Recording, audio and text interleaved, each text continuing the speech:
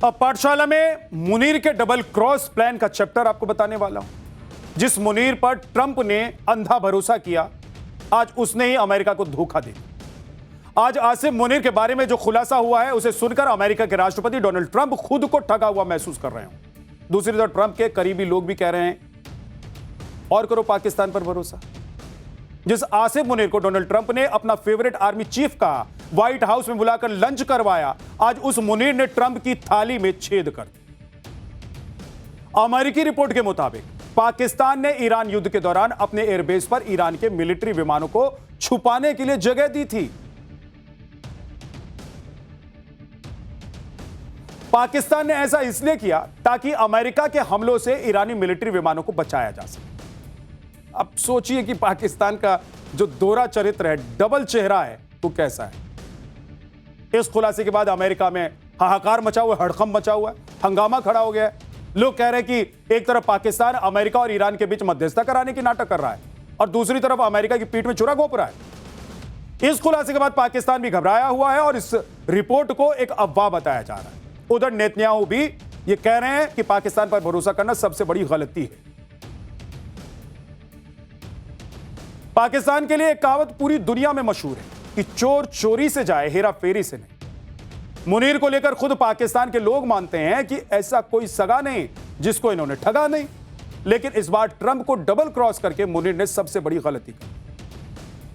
America के CBS news के मुताबिक पाकिस्तान ने युद्ध के दौरान ईरानी सैन्य विमानों को अपने एयरबेस पर छुपाने में मदद की थी।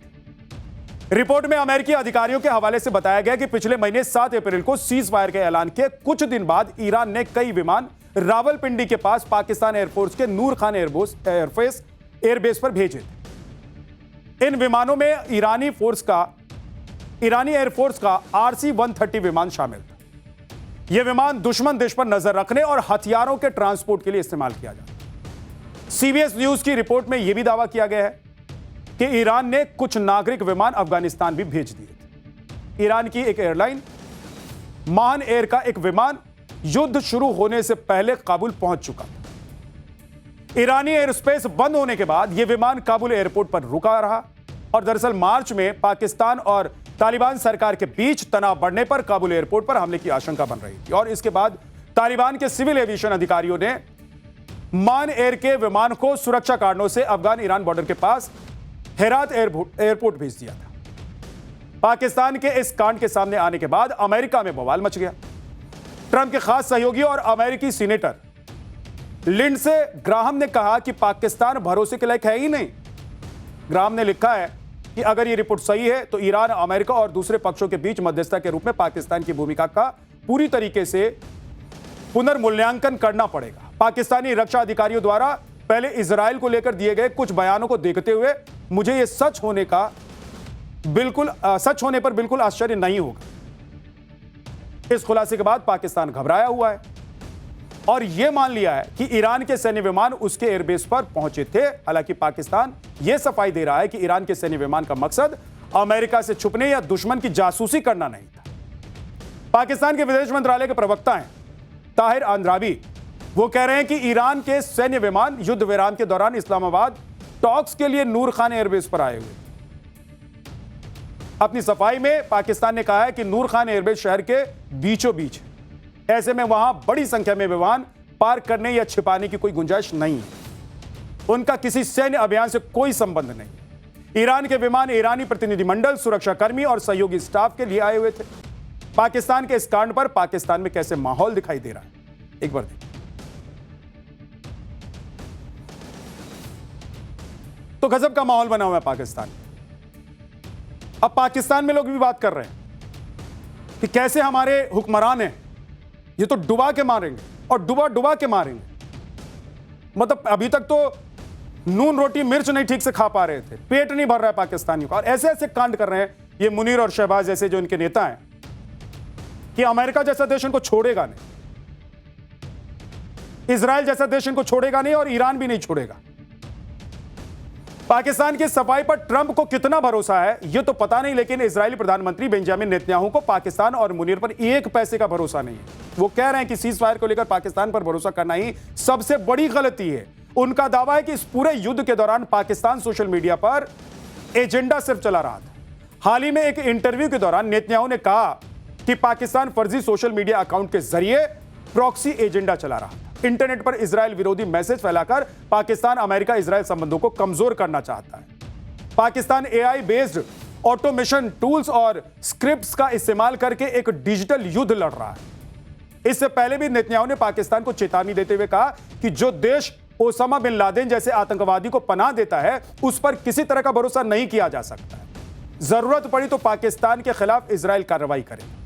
पाकिस्तान और धोखा दोनों एक दूसरे से जुड़े हुए हैं, एक ही सिक्के के दो पहलू हैं। ऐसा पहली बार नहीं है जब पाकिस्तान ने अमेरिका को धोखा दिया हो। इससे पहले भी वो कई बार अमेरिका के साथ झूठ और धोखे की मिलावट वाला खेल खेलता रहा है। आज आपको पाकिस्तान के डबल गेम वाला इतिहास भी दिखाने जा रहा हूं। सबसे बड़ा झूठ पाकिस्तान ने ओसामा बिन लादेन के बारे में बोला था, जबकि लादेन को पाकिस्तान आर्मी ने एबटाबाद में छुपा रखा था। 2 मई 2011 को अमेरिका ने लादेन को ढूंढकर मार गिराया एबटाबाद में। इससे पहले 2001 से 2021 के दौरान करीब 20 साल पाकिस्तान अफगानिस्तान को लेकर डबल गेम कर चुका है। 9/11 के बाद पाकिस्तान ने अमेरिका को तालिबान के खिलाफ एक्शन लेने के नाम पर $33 बिलियन की मदद मांगी, लेकिन आईएसआई ने तालिबान हक्कानी नेटवर्क को क्वेटा और वजीरिस्तान में शरण दी थी। 1980 के दशक में पाकिस्तान के पाकिस्तानी वैज्ञानिक अब्दुल कादिर खान ने ईरान, लीबिया, उत्तर कोरिया को सेंट्रीफ्यूज यानी कि यूरेनियम संवर्धन तकनीक और डिजाइन बेच दी। उस दौरान पाकिस्तान के आर्मी चीफ और तानाशाह जियाउल हक अमेरिका से झूठ बोलते हैं। धोखा देना पाकिस्तान की पुरानी फितरत है, वो सिर्फ पैसे का दोस्त है। जब जिससे मदद मिली उसी का हो गया। और अमेरिका के सामने सीज फायर के नाम पर भरोसा और भरोसेमंद बनने की कोशिश हमेशा पाकिस्तान करता रहा है। ये दिखावा वो करता रहा है ताकि भीख में डॉलर मिल सके, और दूसरी तरफ ईरान और चीन को नाराजगी से बचना चाहता है। अगर वो नाराज हुए तो भी मारे जाएंगे, ये पाकिस्तान को पता है, ताकि हथियारों की मदद इन्हीं देशों से पाकिस्तान को मिलती है, वो मिलती रहे, कहीं कोई दिक्कत नहीं। 2020 से 2024 के बीच पाकिस्तान के 80% बड़े हथियार चीन ने सप्लाई किए। इसमें चीन का JF-17 थंडर फाइटर प्लेन जैसे हथियार शामिल। इसके अलावा सीपेक प्रोजेक्ट के तहत चीन ने पाकिस्तान में 5 लाख करोड़ रुपए का निवेश किया। दूसरी तरफ IMF ने पिछले 5 साल में पाकिस्तान को करीब 80,000 करोड़ रुपए की आर्थिक मदद दी।